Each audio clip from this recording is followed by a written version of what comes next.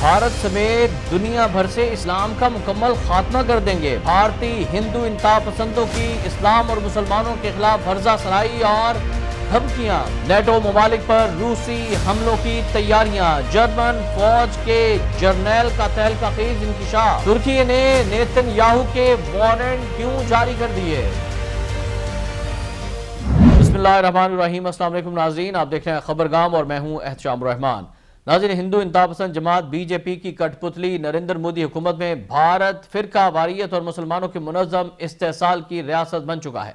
BJP की कठपुतली मोदी सरकार की हिंदुत्व नजरिए पर कारबंद होने के नतीजे में भारत फिरका वारियत और मुसलमानों के मुनज़्ज़म इस्तेसाल की रियासत का रूप धार चुका है। फाशिस्ट, काबिज, दहशतगर्द भारतीय फौज भी हिंदुत्व के इंतहापसंद गुंडों के साथ मिलकर मजहबी इश्तियाल अंगेजी फैलाने में मसरूफ है और रियासती सरपरस्ती में इंतहापसंद हिंदू, मुस्लिम मुखालिफ और इस्लाम मुखालिफ मजहबी फसादात और जज्बात भड़काने के लिए नफरत अंगेज बयानबाजी में सरगर्म हो चुके हैं।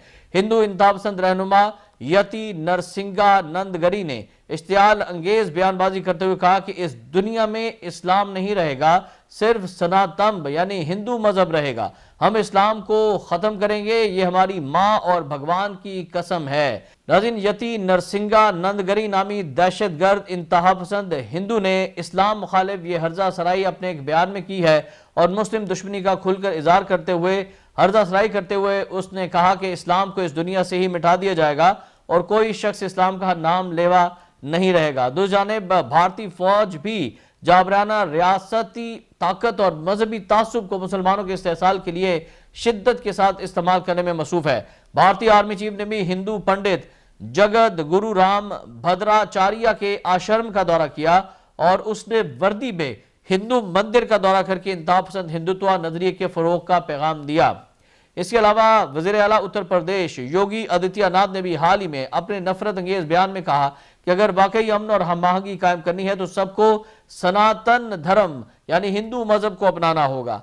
नाज़रीन, आपको बताते चलें कि हिंदू इंतहापसंद जमात बीजेपी की कठपुतली मोदी सरकार की तरह भारतीय फौज भी नाम नेहाज सेकुलर इंडिया को पसे पुश डालकर हिंदुत्व निजाम को फैलाने में मसरूफ अमल है और सफाक मोदी की सरपरस्ती में पूरे भारत में मुसलमानों समेत दीगर अक़लियतों को मजहब की बुनियाद पर निशाना बनाना मामूल बन चुका है। उधर बात हो जाए रूस और नेटो कशीदगी की, तो जर्मनी के आला फौजी ओहदेदार हैं लेफ्टिनेंट जनरल अलेक्जेंडर सोलफ्रैंक। इन्होंने खबरदार किया है कि रूस किसी भी वक्त नेटो के रुकन ममालिक की सरजमीन पर महदूद पैमाने पर हमला कर सकता है। उनका कहना है कि अगरचे रूस यूक्रेन जंग में मसरूफ है लेकिन उसकी अस्करी ताकत अभी भी ऐसी है कि छोटे, तेज और इलाकाई नौइयत के हमले मुमकिन है। खबर से हम बरतानवी इदारे रॉयटर से गुफ्तगू करते हुए जनरल सोलफ्रैंक ने कहा कि अगर रूस की मौजूदा फौजी सलाहियतों और ताकत को देखा जाए तो वो कल ही नेटो के किसी रुकन मुल्क पर छोटे पैमाने का हमला शुरू कर सकता है। ये कोई बड़ी जंग नहीं होगी क्योंकि रूस यूक्रेन में बुरी तरह उलझा हुआ है। उन्होंने मजीद कहा कि यह कोई बड़ा हमला भी नहीं होगा, छोटा, तेज और इलाकाई सतह तक महदूद रहेगा। रूस इस वक्त यूक्रेन में बुरी तरह मसरूफ है, इसलिए बड़े हमले का इम्कान नहीं। जर्मन जर्नैल सोलफ्रैंक जो जर्मनी के मुश्तरका ऑपरेशंस कमांड के सरबराह ही हैं, दिफाई मंसूबे बंदी की निगरानी करते हैं। उन्होंने ये भी कहा कि अगर रूस ने अपने असलासाजी के मंसूबे जारी रखे तो वो मुमकिन तौर पर 2029 तक नेटो पर एक बड़े पैमाने का हमला करने की पोजीशन में हो सकता है और ये एक ऐसा इंतबा है जो नेटो के अपने खदशात से मैल खाता है। रूस के सदर व्लादिमीर पुतिन ने इल्जामात की तरदीद की कि उनके मुल्क के अज़ाइम जारहाना है। उनका कहना है कि 2022 में यूक्रेन पर रूस का मुकम्मल हमला दरअसल नेटो की तोसी का पसंदाना पॉलिसियों के दिफा में किया गया हमला था और इकदाम था। रूस के सदर व्लादिमीर पुतिन ने इन इल्जामात की तरदीद की है और कहा है कि उनके मुल्क के अज़ाइम जारहाना नहीं है।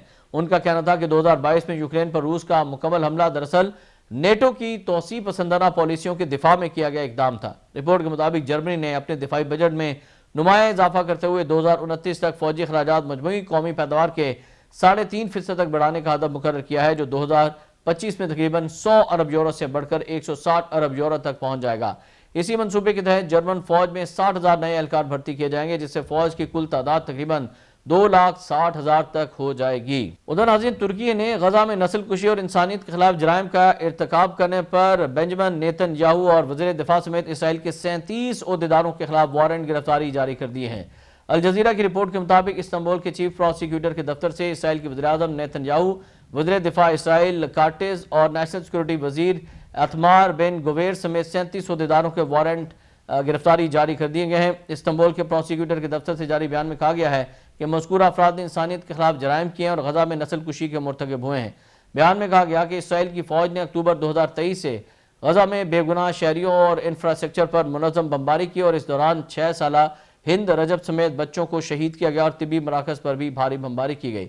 ترک پروسیکیوٹر نے حوالہ دیا ہے کہ اسرائیل نے گلوبل سموتھ فلوٹیلا میں جاریت کی جو غزہ کی پٹی تک امدادی سامان پہنچانے کا سب سے بڑا مشن تھا۔ ناظرین، غزہ پر اسرائیل کی وحشیانہ کارروائیوں کے خلاف آواز اٹھانے والے سر فہرست ممالک میں ترکیہ بھی شامل ہے اور یہاں تک غزہ جنگ کی وجہ سے اسرائیل سے اپنے سفارتی تعلقات اور تجارت بھی معطل کر چکا ہے۔ استنبول کے پروسیکیوٹر کی جانب سے نیتن یاہو اور دیگر اسرائیلی عہدیداروں کے وارنٹ گرفتاری ایک ایسے وقت میں جاری کیے گئے ہیں جب عالمی عدالت کی جانب سے نیتن یاہو اور سابق اسرائیلی وزیر دفاع یوو گیلانٹ پر جنگی جرائم کی پاداش پر وارنٹ گرفتاری جاری کرنے کا 1 سال مکمل ہو گیا ہے۔ ادھر ایک اسرائیلی اخبار ہارٹز نے انکشاف کیا ہے کہ اسرائیلی حکومت نے امریکی عوام کی نظر میں اپنا اعتبار بحال کرنے کے لیے حالیہ مہینوں میں لاکھوں ڈالرز کے ٹھیکے دیے۔ اخبار کے مطابق اسرائیل نے امریکی عوام کی آن لائن اور آف لائن ہمدردیاں خریدنے کے لیے کوششیں شروع کیں اور اسرائیل نے کچھ اداروں کو ٹھیکے دیے تاکہ وہ امریکہ میں گرجا گھروں کو جانے والے لاکھوں افراد میں اسرائیل کی حمایت میں مہم چلا سکے۔ رپورٹ میں بتایا گیا کہ امریکہ کی قدامت پسند دائیں بازو میں بھی اسرائیل کی حمایت کم ہو چکی ہے جنہیں روایتی طور پر اسرائیل کا حامی تصور کیا جاتا تھا۔ اس کے علاوہ اداروں کو اسرائیل کی حمایت میں میسیجز چلانے اور سرچ انجن میں اسرائیل کی منشا کے مطابق جوابات فراہم کرنے کی ذمہ داری بھی سونپی گئی ہے۔ ناظرین، آپ کو بتائیں کہ دنیا کا پہلا کھرب پتی شخص کون بننے جا رہا ہے۔ امریکی گاڑیاں بنانے والی کمپنی ٹیسلا کے CEO ایلون مسک کو تاریخ کا سب سے بڑا کارپوریٹ پیکج مل گیا ہے اور اس پے پیکج ملنے کے بعد ان کے دنیا کا پہلا کھرب پتی بننے کی راہ بھی ہموار ہو گئی ہے۔ غیر ملکی میڈیا رپورٹس کے مطابق ٹیسلا کے 75% سرمایہ کاروں نے ریکارڈ $1 ٹریلین یعنی 2810 کھرب روپے منافع سے ایلون مسک کی تنخواہ منظور کی ہے اور کمپنی کے بورڈ نے خبردار کیا تھا کہ ایلون مسک کمپنی چھوڑ سکتے ہیں۔ ٹیسلا کا مستقبل مصنوعی ذہانت اور روبوٹکس میں مسک کے ویژن سے جڑا ہوا ہے۔ امریکہ میں دولت کے عدم مساوات پر نئی بحث شروع ہو گئی ہے۔ ناقدین نے پیکج بڑھتی معاشی خلیج کی علامت قرار دیا ہے۔ میڈیا رپورٹس کے مطابق ایلون مسک کا معاوضہ ٹیسلا کی ترقی، خودکار گاڑیوں، روبوٹکس نیٹ ورک اور انسان نما روبوٹس کی فروغ جیسے منصوبوں سے منسلک ہے اور یہ فیصلہ ایک ایسے وقت میں سامنے آیا جب کچھ بڑے سرمایہ کاروں اور مشاورتی اداروں نے پیکج کو انتہائی مہنگا اور غیر ضروری قرار دیا تھا۔ بورڈ نے موقف اپنایا کہ یہ مسک کو کمپنی کے ساتھ رکھنے اور طویل مدتی ترقی یقینی بنانے کے لیے ضروری ہے۔ ایلون مسک نے سالانہ میٹنگ میں اعلان کیا کہ ٹیسلا کمپنی اپریل سے سائبر کیب یعنی 2 نشستوں والی روبو ٹیکسی کی پیداوار بھی شروع کرے گا۔ ناظرین، آج کے اس ویلاگ سے فی الوقت اتنا ہی۔ احتشام الرحمان کو اجازت دیجیے گا۔ اللہ حافظ۔